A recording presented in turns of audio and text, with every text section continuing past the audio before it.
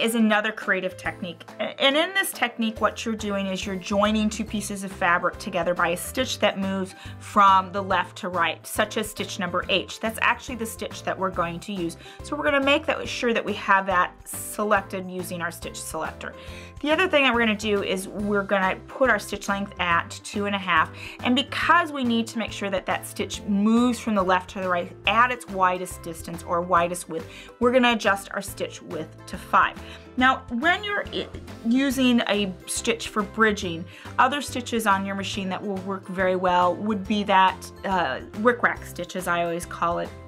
A zigzag stitch is another great stitch, and also the same stitch under H under the stretch setting is another ideal stitch. Where you typically see this type of look is in a lot of home dec items or heirloom sewing. And in this case, I'm doing more of a creative technique, so I'm not staying with those traditional heirloom fabrics.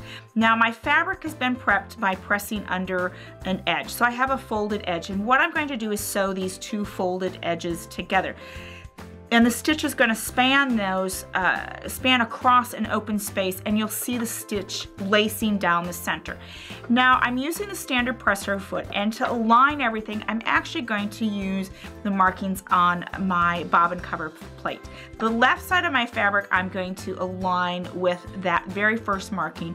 The right-hand side of the fabric, I'm going to align with that 1/8 inch marking. Now, I always test my stitch first because this might be a little bit different.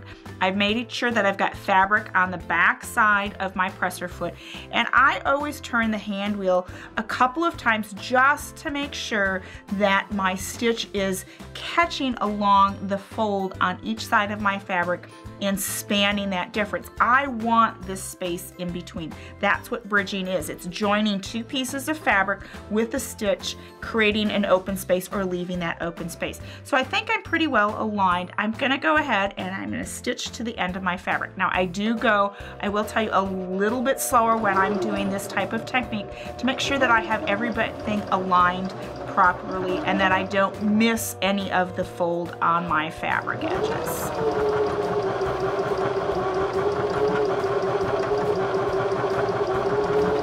I'm coming to the end. Once I get to the end, I'm going to make sure that I take my needle out of the fabric, raise my presser foot. I'm going to use that built-in thread cutter, and voila, here is my bridging. Now, I could have actually, if I wanted my stitches a little closer together, I could have done that by adjusting my stitch length from a 2.5 to a 2 or a 1.5. But you can see that great decorative detail and the ability that you have on your Baby Lock Zeal of joining two pieces of fabric without any specialty accessory foot or any type of attachment.